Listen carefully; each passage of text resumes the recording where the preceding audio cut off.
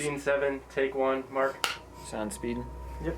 Scene 13C, take 2. Take 1. 3. So just taking it from... Clap it. Thank you. Scene 17A, take 1. At its core, the theme of the whole film, to me, is having a life after loss. So after you've lost something, it doesn't matter what that is, like how do you still continue to live beyond that? For Claire, she thinks at the beginning of the story, like her son defines who she is, and she loses that, she loses her husband before the story begins, she loses her home, everything that she thinks is what defines who she is, but she's managed to find a way to not only survive, but to live, because those are two different things. My siblings, several of them are adopted, and so we had a lot of conversations about the complexity of children being taken from their parents. I was grateful for the opportunity to have those long conversations to talk about like what happens when a parent's child is taken from them, and what are the feelings around that. And so to have the opportunity to explore something that has had a huge impact on my life, I really appreciated being able to do that. For me, art is often a place where complicated, complex things that have happened in my life that I don't have answers for or I can't fix, but to be able to put all of that into art is really healing, at least for me personally. It goes back to that, there's more to life than just surviving, but how do you take those hard, messy things and do something with it that feels beautiful or healthy or just puts it somewhere. Roll camera. Sound speed. Scene 18A, take 3. Incrementally, as the series goes along, the cast gets bigger, the crew gets bigger, and sometimes the crew would change because we had to spread this out over 2+ years. We couldn't shoot it all at once. Like, we had 30 total production days in this film, but we're shooting it on the weekends because almost everyone is working day jobs Monday through Fridays. So that means we would go out and take half day on Friday to shoot, full 10-12 hour days on Saturdays and Sundays, and then go back to work on Mondays. That's how we did it. When I first reached out to Sarah and Morgan, I had just an idea for the first episode. Like, I only had that first script written. And in my head, it was just gonna be a 3-part short film series. But as I arced out the story more and realized that, okay, this isn't gonna be a trilogy of short films, it's gonna be probably 4 episodes. Now it's gonna be 5, now 6, actually it's gonna be 7. Dustin, he sent me a clip of Sarah. I think it ends up being like the first shot of the series, but I saw that and I was just like, wow, this looks great. I was down, and when I read the first script, I liked that it was sort of like a character-based thing. The first episode, like Dustin described it as like a slow burn, and I like that kind of thing. I like being able to kind of dive in and really explore a character like that. So, y'all doing mass here? We found a way to film it safely, because this is only a few months into the onset of the pandemic. So we filmed the entire first episode primarily outdoors. Crew was wearing masks, cast were wearing masks when they weren't filming. Even some of the cast members are wearing masks in the film, so we kind of worked that pandemic storyline into the film, even though that was going on in the real world at the time. I think the first chapter was the hardest because I didn't know where things were going to go and connecting this character and trying to figure it out. But as we got into the rhythm of it, then it felt more clear about who she was, and having those long conversations with Morgan and Dustin to figure it out was really helpful. And being able to work with Morgan, I think, was a huge part of being able to figure out the character. As Reg is growing, I'm growing at the same time. Like, acting's a lot of bringing like the experiences you have in life to a character. So, the more kind of life lives, I was able to bring a lot more to Reg, and like over the course of the show, hopefully Reg was able to build and be a little bit more complex as well, even as the scope of the story got bigger.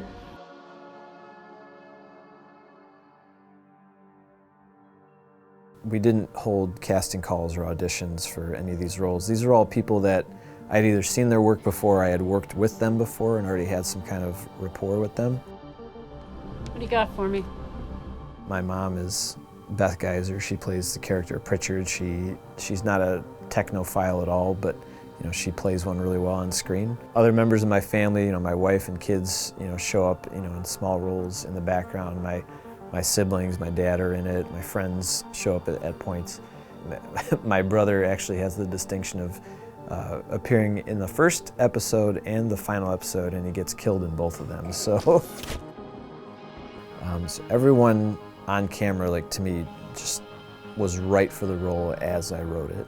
A great example of this would be Rachel's character, Forster. When I first approached her on this role, her character was kind of nebulous. You don't really know if she's good or bad. She's got a lot of gray area to her, and Rachel was really understanding of that kind of gray area, and she plays off that really well in the film. She does horrible things, yes, but then she has some depth to her that wasn't even on the page when I wrote it. You can just see it in her performances. She experienced loss on a significant level and holds a lot of resentment for that loss, and has been just robotically working to get herself back on her feet and trying to be happy, and nothing is working, and that loss triggers all of her psychological damage that would make someone do what this woman is doing.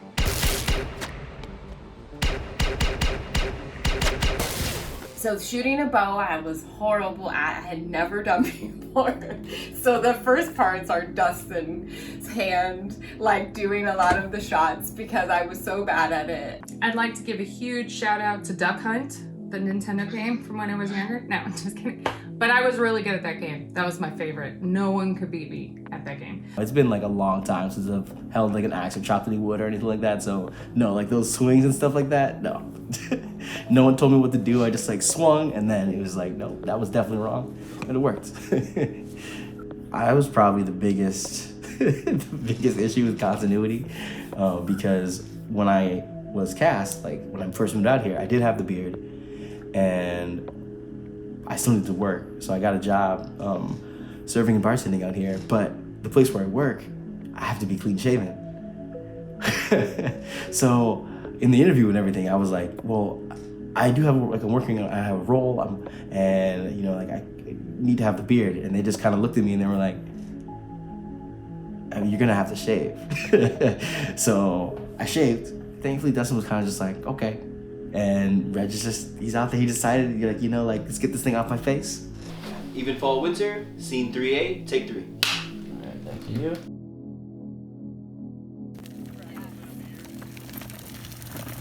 This is how we get to locations on Evenfall.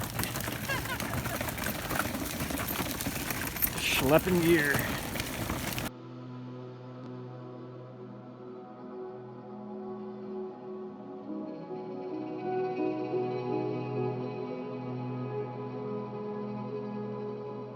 Every place that we went had this unique feel to it and was part of the story, and that was so exciting. I really loved the abandoned train. That felt just such an awesome scene. I felt a little bit of Train to Busan moments were in there oh my gosh, this is so cool.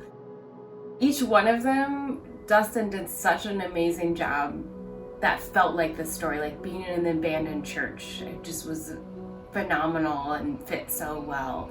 I do want to apologize to our actors, especially Sarah, who was such a good sport about it, but I put her through a lot of weather conditions. She'll probably say that she enjoyed filming in most of the locations that were warm.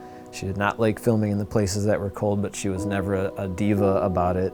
Oh my gosh, poor Dustin. I complained a lot because I don't do well in the cold, and so it felt a lot of the times we shot it was pretty cold or the weather was just gross. In the middle of it, I was everybody else is surviving and pushing through. I don't know if I could do this. It was so cold. I wanted to be able to experiment with different landscapes, different locations. You can get Northeast Ohio to look like a lot of things, but there's a few things that Ohio cannot double for, though. You can't make Ohio look like the desert. We were able to put together a few days of filming out in Nevada. It was just myself, Sarah, Morgan, and Jeff Sonater, who's a friend of mine and kind of helped out on crew and basically was our Swiss Army knife of a, utility guy. Base of the Hoover Dam. I had this crazy idea in my head that I wanted to film at the Hoover Dam. I remember thinking, well, okay, that we started them following these power lines. And if you think of it as like a big network that runs all over the country, where would be like the best place for all of those lines to meet at, to converge on? The Hoover Dam. In my head, I'm thinking, well, they'll never say yes to allowing us to film there. This is like a super high security area. It's like on the same level of security as like the Pentagon or the Capitol building. But what I've learned during the production of this entire series is you don't get what you don't ask for.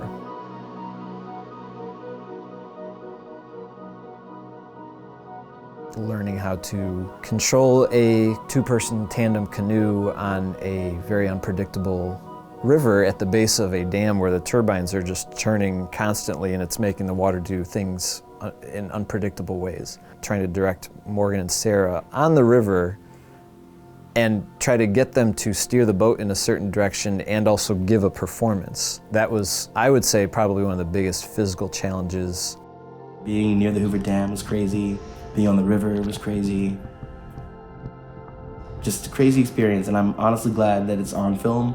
The Hoover Dam was incredible. It was a little just nerve-wracking because it felt like the stakes were high, and I mean, we could have dumped over and all the gear's gone.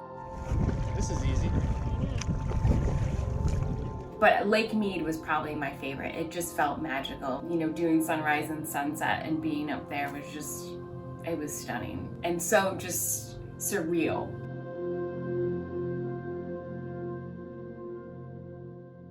One of the greatest things about the show was the locations and was the canvas that Dustin had presented to me as the composer. You know, we kind of start off in like the woods and we start off in more this gritty dystopian kind of vibe. I used more acoustic instruments in the initial part of the show because I wanted to capture kind of like that wilderness part of it.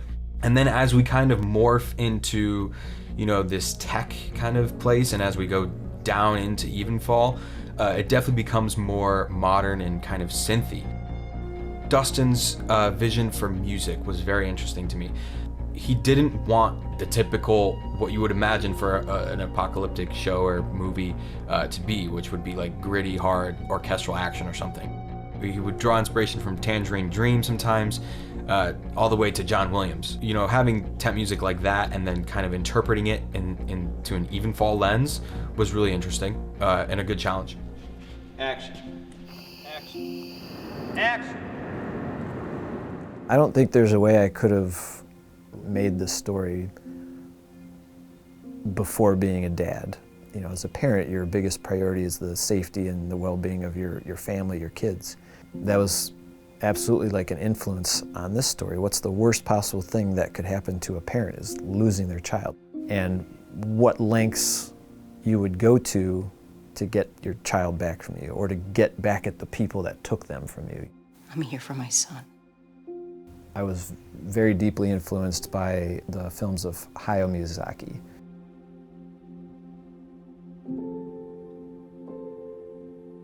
What really stuck out to me from Miyazaki's work, our relationship with nature and then how technology can sometimes improve that relationship or often how it can damage that relationship.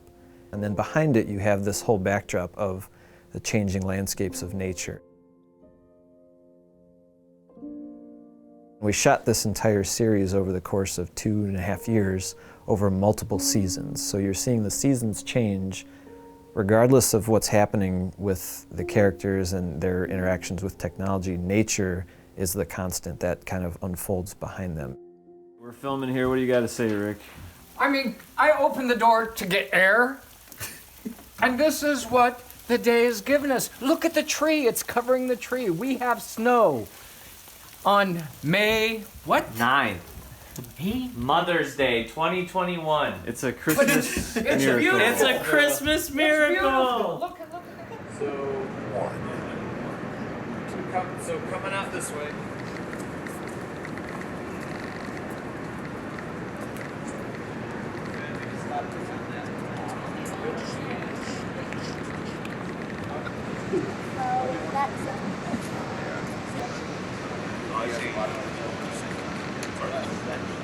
I think that's a big improvement, and the key looks really good here.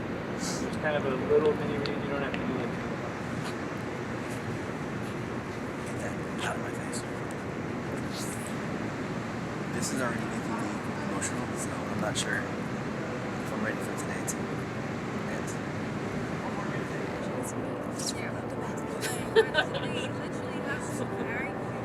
Hey.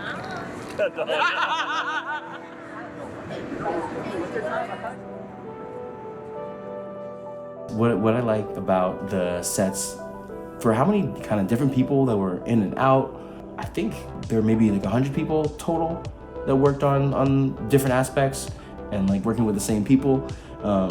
It really did feel like a family. It almost felt like a theater show or something like that. Like, it was nice. It was cool. This, obviously, with how much everyone put into it, you can tell that everyone had a very positive experience. Yes, great success. It came to life. Look at it now. It looks so good. There's no way I'll be able to repay everyone that's worked on this over the last 2.5 years. And just being able to say that we did it, we finished it, and I didn't have to make that many creative concessions to get to the end. That's something I'm extremely proud of, that we were able to realize a vision that I had had in my head with help from our cast and crew, like bringing it to life. That's what I'm most proud of.